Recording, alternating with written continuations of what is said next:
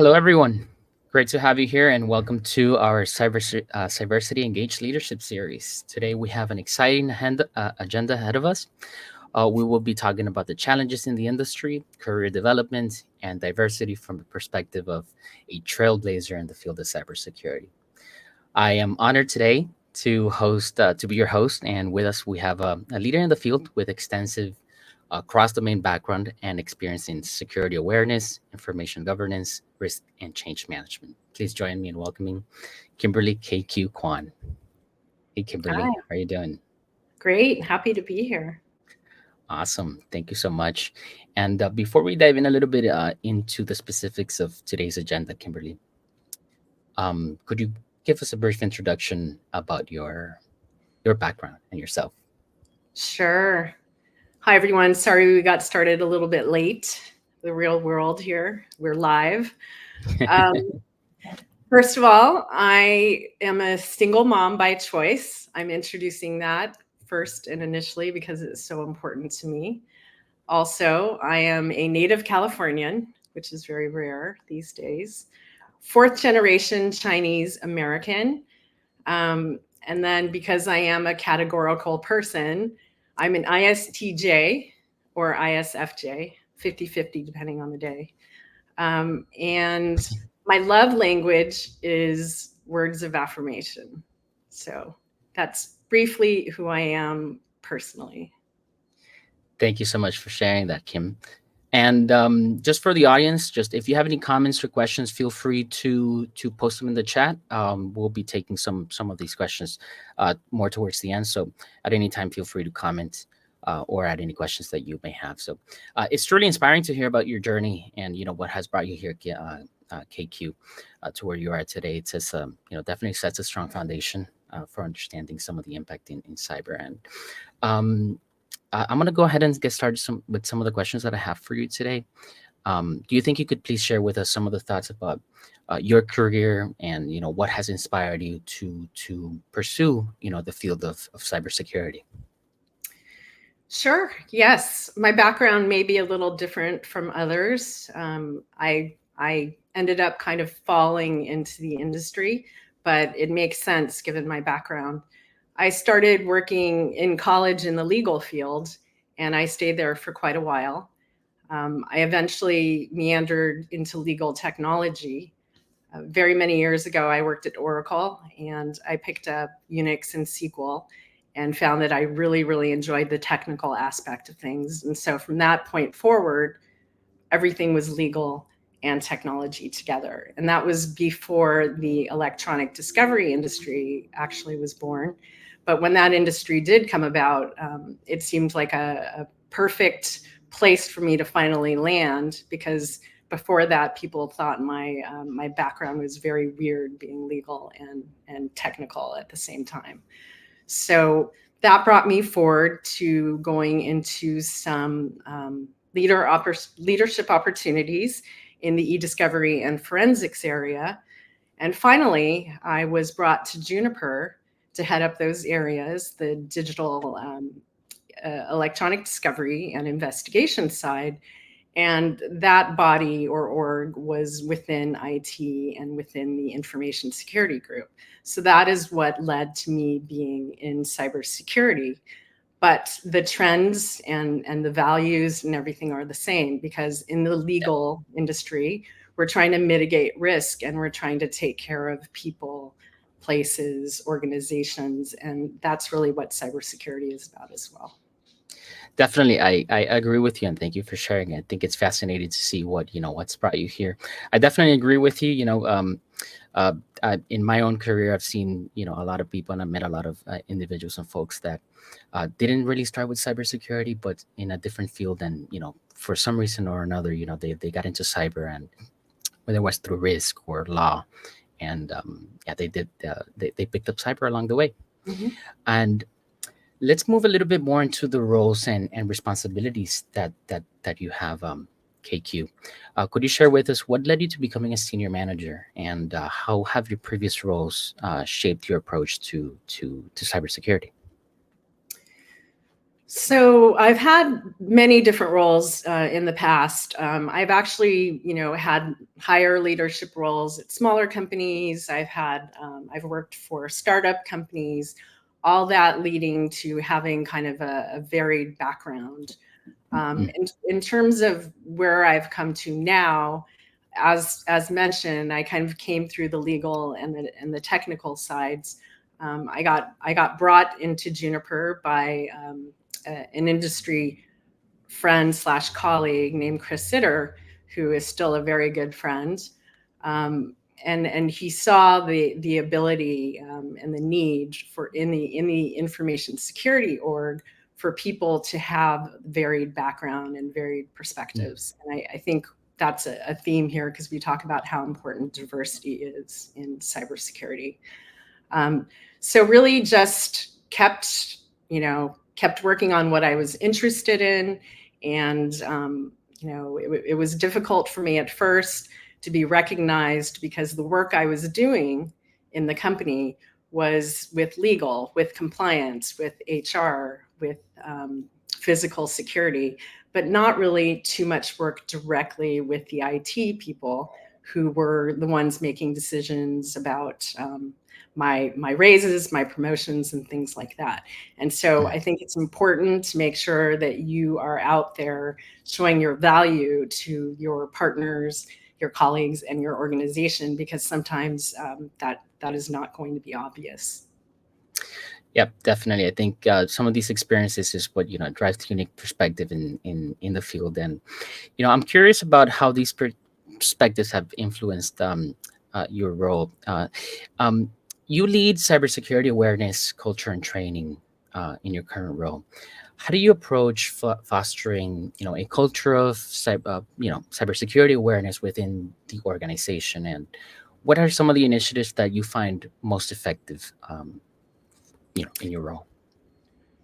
Sure. So our cyber fusion team, which is what we're called, our CISO came in a couple of years ago, and the information security team was then retitled to be cyber fusion, which was to show and give the connotation of partnership and working with the different organizations in the company. And I think that's an important aspect. So when you're talking about cybersecurity awareness, you really need to be empathic with your audience. And that is not to come off as like the bad cops who are trying to put edicts down and watch everyone. I think there needs to be a real empathy and understanding that those of us at the company who are not on the cybersecurity team are very much under, intense pressure to get their things done. And even though it's everyone's role to be cyber secure and to keep our employer and our world safe, it's not their first priority the way it's our first priority. And so we need to have that understanding when we're talking to our colleagues around the company about what they need to be, to do to be cyber secure. And so, rather than being upset with them if they're circumventing certain necessary rules, regulations, because they're under pressure, to speak to them and understand that and say, how can we help facilitate what you need to do, but make sure that you do it safely? And so there really needs to be a partnership there. And that comes from having relationship, again, empathy, et cetera. And so I really bring that with me into the role. And I think that makes us be more successful in reaching out and connecting with our colleagues. Yeah, 150% agree. I think it's crucial for individuals and organizations to foster a strong culture. A lot of people, a lot of the times, it's about the people and the relationships that you form. Me personally, as a more of a technical person, I can definitely vouch that fostering those connections with people, aside from the technical aspect of things, is definitely the key to building. So can you highlight a particular project or initiative that you've led at Juniper in the past that had an impact in its cybersecurity posture? Sure. I think the really important part of my role, and I put that in my little title here, cybersecurity culture maven. So culture, and I'll borrow a line from one of my favorite colleagues and friends at Juniper, David Brzezinski. He always says cybersecurity is a team sport. And so a lot of what I've done in my initiative are to bring people together. I instituted a monthly office hours, and that was really to have dialogue with the company.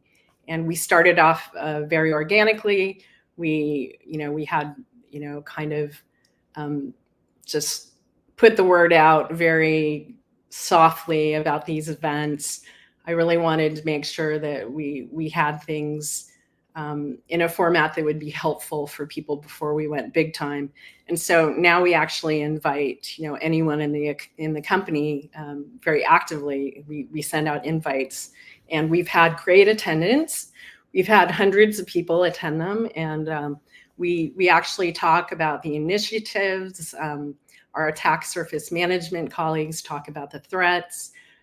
We talk about some of the issues we're experiencing. We ask our colleagues to talk to us about what they're concerned about. It's very much an open dialogue, and it's been extremely popular. I also bring in outside speakers sometimes. So these events where we're educating, but really being very engaged with everyone. And again, not coming from above and shaking our finger, but really, working as partners and advisors. Another initiative was a cyber summit that we planned last year. And because of some colleagues of mine who were not able to stay on and help us out when the timeline got shifted, I ended up being the person who had to kind of plan the entire event. And it was colleagues coming in from all over the world for the first time to meet and talk about cyber. And so I had some wonderful speakers come in. There was Tim Brown, who is the CISO for SolarWinds, Rachel Toback, a very famous hacker, Daniel Miesler is just a visionary in the AI space, and our own MK Palmer was one of our keynote speakers as well. So these events where we're able to really connect with our colleagues. In the survey that we sent out after, I had several people say it was the best event that they had been to in their work world, that being able to come together and meet their colleagues, people they'd been working with virtually for 5, 10, maybe even more years, sometimes not ever able to come and just shake their hand. So it was all these things I'm able to do are just really fulfilling. And I'm told that they bring great value in my role as being the head of cybersecurity culture at the company. I think you mentioned one key phrase that I love. It's that cybersecurity is a team sport, and I think that really resonates. I think there's a lot of individual contributors in different teams, but having considering it a team sport is definitely key to success in teams. And another thing that you mentioned was communication. Effective communication goes a long way. Being able to communicate with your partners, with your team, with whoever your boss or your supervisor, whoever it is. I think that definitely drives the organization's posture and really benefits. So 150% agreed with you there. That's so Now, true. And thank you. Part of my role is Nope, go ahead, helping please. my colleagues communicate. So I consider it part of my role. But a lot of my colleagues are really very technical, and when they're trying to communicate out to other people who aren't quite as technical, there has to be a real distillation process there. And so I kind of I'm now known on the on the team. It's like make sure KQ wordsmiths this and everything, and you think about, okay, if we put this out, all this amazing technical but confusing stuff straight from the brains of some of my colleagues who are just really amazing gearheads. We would lose the audience. I mean, we do have very technical people, but we have to think about how to communicate, not just one certain demographic. So Agreed. I definitely think you hit it on on the nail right there. You know, a lot of the times communication is really key to driving innovation and understanding, the very difficult technical things. So thanks for that, KQ. And now I want to move on to a different kind of topic now. It's Women's History Month, and we're celebrating here at Cyversity, the impact that women has had in women have had in the field of cybersecurity. So I want to talk a little bit more about the some of the challenges and evolution in cybersecurity from the perspective, of a woman and a leader in cybersecurity. You know, the field is as many of us know, is constantly evolving, it's constantly changing, rapidly moving forward. How do you stay current, in your roles and in your from your perspective, and ensure knowledge and information diffusal in such a rapid environment? Yeah, that's a great question, and it's tough sometimes. We are very operational. We're really trying to keep the company safe, and I'm talking, in my job role right now. So trying to enrich and always be aware of what's coming next is a challenge. And so Yeah. some of the way I try to do that, and I sometimes lapse a little bit, is through colleagues. So some of my colleagues, I had mentioned the attack surface management team. Charles Bloss is my colleague who runs that, and he and his team are amazing at, like I said, communicate, always being on the forefront of knowing what the threats are out there, both in terms of in the world globally and the attacks that are coming, more targeted to us. And so that's very important. And then in the community, I try to be very active. You and I are both on the board of the Bay Area Cyversity organization. And so, that is very helpful as well. I'm also very active with the ISSA, InfraGard. And so all of these organizations that really lead to the networking and the information sharing that is so important. And then law enforcement as well. InfraGard kind of straddles both because of the FBI sponsoring that organization. I also keep in touch with people in the FBI. At one of my office hours recently, I had Elvis Chan from the FBI come in, and he's an amazing speaker, and talked about the threats coming from China and Russia in a way that really, he was able to express to my colleagues, and I'm talking about all of my Juniper colleagues, really how crucial it is that we be aware of these things, and that we be on the defense. So all of these things, I try to stay connected, and we need to realize that everything is very dangerous and risky at this point in the cyber world, and so everything we can do to try to stay aware and connected is very crucial.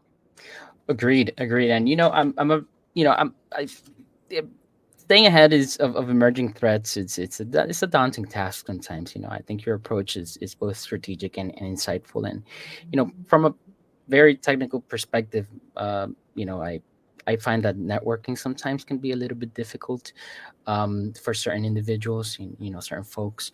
Do you have any suggestions, for young women out there that are in the field of cybersecurity, on networking, like stepping out of your comfort zone? How do you, create these new um, relationships and foster, a strong network of in cybersecurity? I would say just reach out. I mean, LinkedIn is an amazing tool. It came about when I was, very early in my career, and it's become foundational. So definitely, I've had many people reach out to me through LinkedIn. There's so much in the community to learn about organizations, staying open, finding mentors and sponsors. Um, I also, I would say, we'll talk about this more later, but to not be discouraged. If cyber is something in your heart that you're really interested in, go with it. Just let that empower you. Be confident that if you find something you're passionate about, especially when it's a calling as important as cyber, you just take your energy and go with it. Let the reservation that some of us have that keeps us from reaching out, just try to let it fall from you and go for it, because there's going to be people who want to help you. There's organizations like Cyversity. There's other organizations, Empower. There's so many so many ways to get help, to find the network, the resources, and the community that'll really be able to help you. Agreed. I mean, that's great advice. I myself, I've used LinkedIn, and more recently to try to expand my own network. So I definitely, that's some great advice for everybody out there trying to build a network, and everybody who's trying to create new relationships.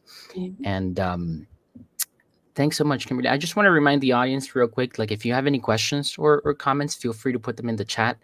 Don't be afraid. Ask the questions. We'll have KQ answer with us right at the end. But now continuing on the topic of challenges, KQ, from your perspective, what are some of the most some of the challenges that you've experienced personally in and just challenges just in general in the field of cyber?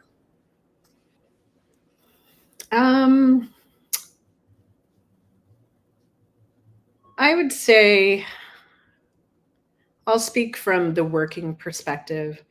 There are a lot of tools and technology out there. I think that trying to figure out what tools to bring in and what tools you already have that you can leverage, that's something that's really important.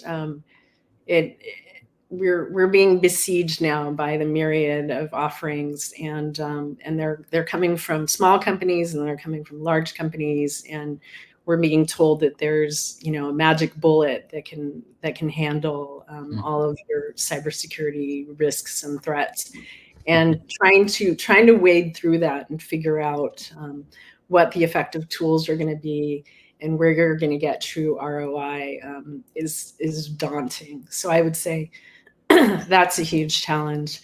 If you're talking about the challenge in being in the industry community wise, I have not experienced too much. Personally, I was told many years ago that most women accept their first, job offer. They accept whatever salary has been offered, in that initial offer. And I've never done that. I've always tried to negotiate. I've always tried to figure out what my worth is. And so in terms of, talking about the challenges of trying to make it in an industry that is pretty much male dominated right now, is just to not let that keep you back. Know your worth.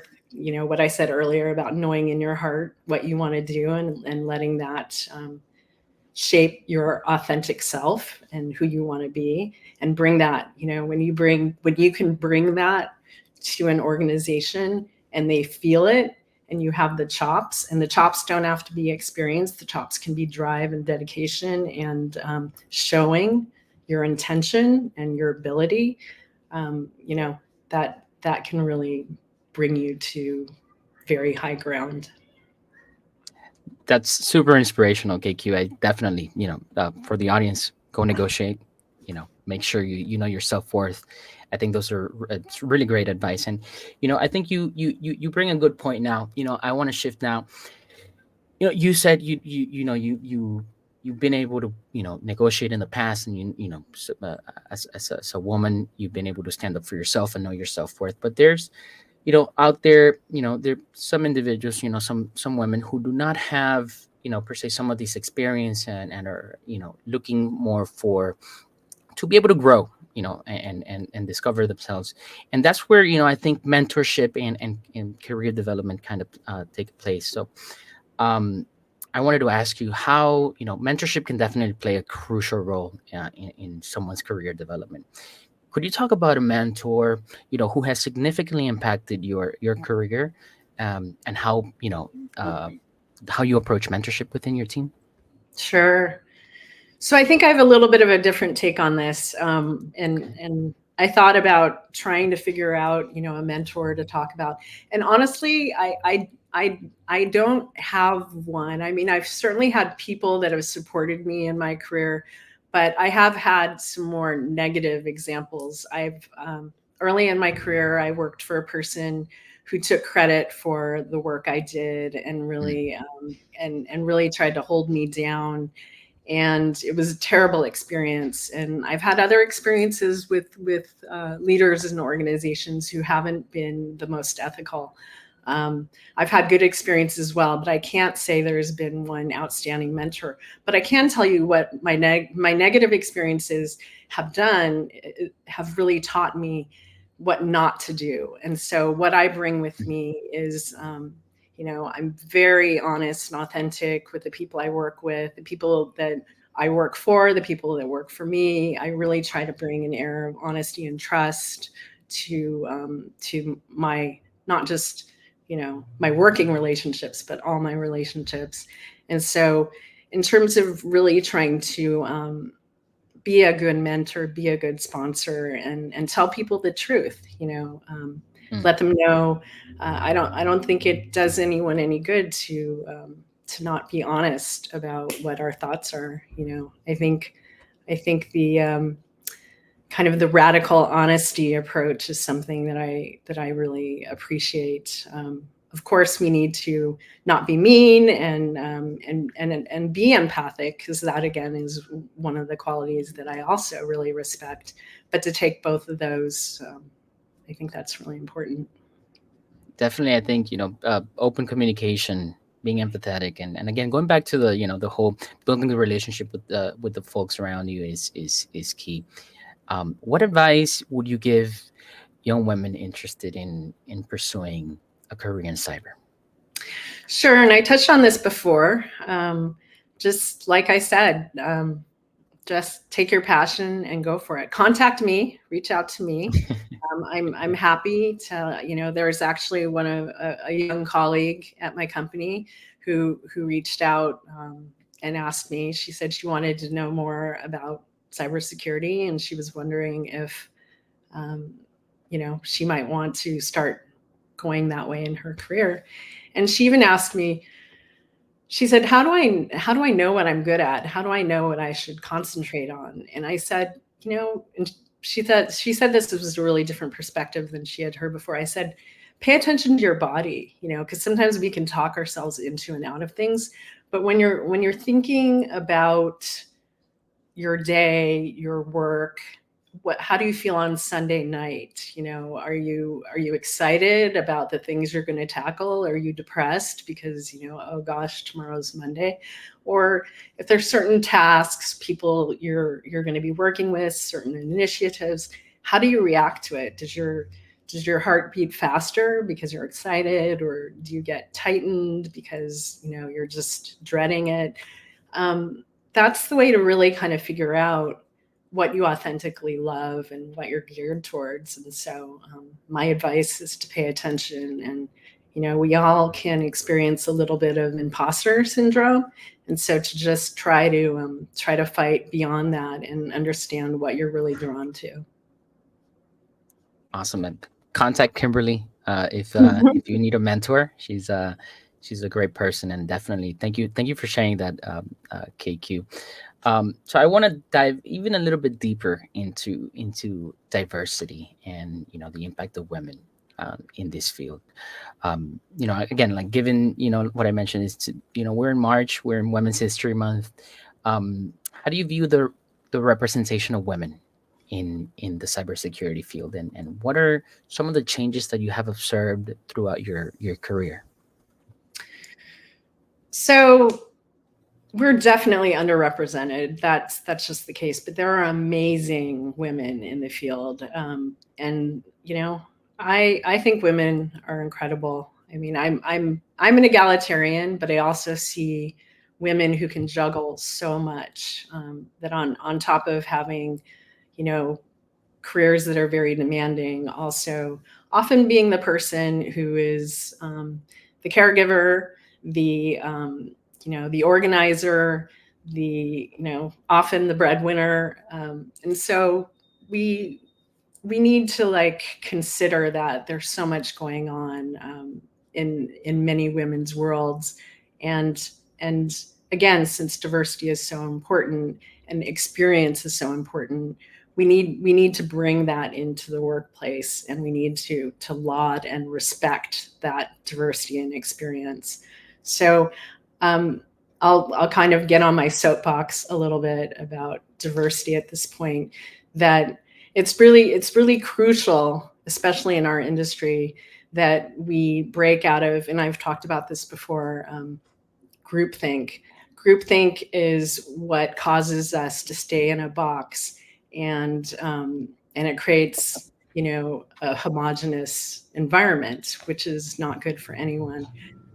There's a tendency for leaders to hire people who mirror their own backgrounds, their own thoughts, and their own educational paths. And I just want to advocate for challenging this norm, because we should be valuing diverse perspectives and experiences, because those lead to more innovative and resilient solutions. Essentially, I mean, people who can think globally and think broadly and think outside of the box are going to bring different perspectives than people like me. People like me are not super visionary, but we're important because we operationally we get it done. And so bringing collaboration into it, and having that varied, that very diverse world, to battle these cyber threats is so important, and women are a big part of that.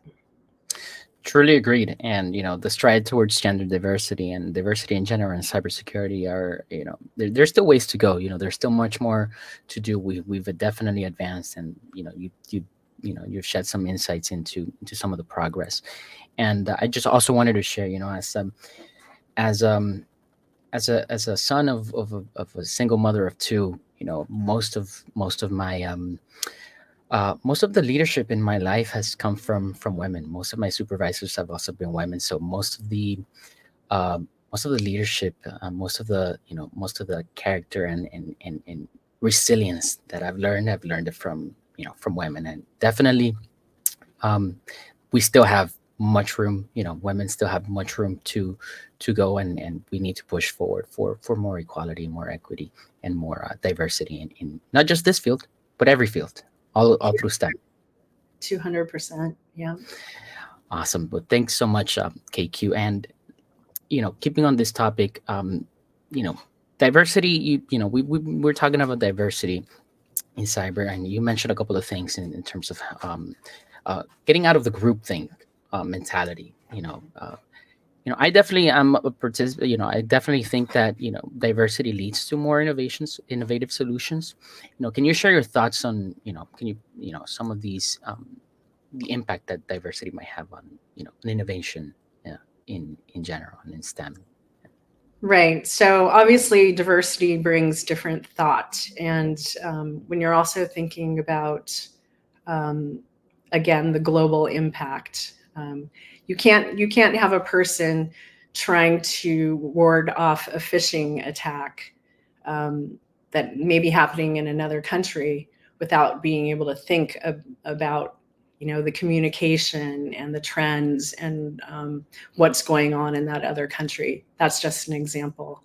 Um, the exchange of ideas and information, make a group more cohesive. There's been actually studies that show diverse groups in the workplace are more effective, because Mm, again, you have that yes. group think that happens when you put a lot of the same type of thinking into a room. That's not going to lead to success. I could go on hours and hours about this. Agreed. I definitely think stepping out. It's like sort of stepping out of your that comfort zone, stepping out of that, thinking outside of the box. And I definitely think diversity brings this to teams. And awesome. Well, KQ, as we approach, we're approaching the end of our time today of our interview. I want to talk a little bit more about the future and Mm. looking forward. looking towards the future, what are some of the emergent trends, and technologies in cyber that that excite you the most, and how do you see them, shaping the field? Well, first of all, I want to say I'm a little sad there's no comments. I would love for the audience to kind of speak Yes, up. please. I agree 100%. If you have any questions, please feel free to comment, add them onto the chat. Um, we'll be taking some Q&A now after we're starting to wrap up. But please, I agree. Do feel free to comment and add some questions. But to answer your question, of course, my answer is AI, right? Artificial intelligence is so big, and every time you go to a conference now, it's all about AI, AI. Well, I come from a little bit of a different perspective because in electronic discovery, we've been using AI and ML forever. And so people now who are like, wow, this new thing, AI. But what is happening is the technical and technological advances and the adoption, that is what is just like mind-boggling at this point. How AI has become a tool that anyone can really use. It's just so accessible, and I think in the world of cyber, it's going to help us because so much information. We have all the logs. We have too much information coming again from all these different platforms, and so being able to take all of that information and make it intelligible and actionable for people, and also to rely on the AI to help action. It's not just about using AI at this point to synthesize and understand data. It's also leading to actual responses and being able to go beyond the manual human response to things. So exciting and scary.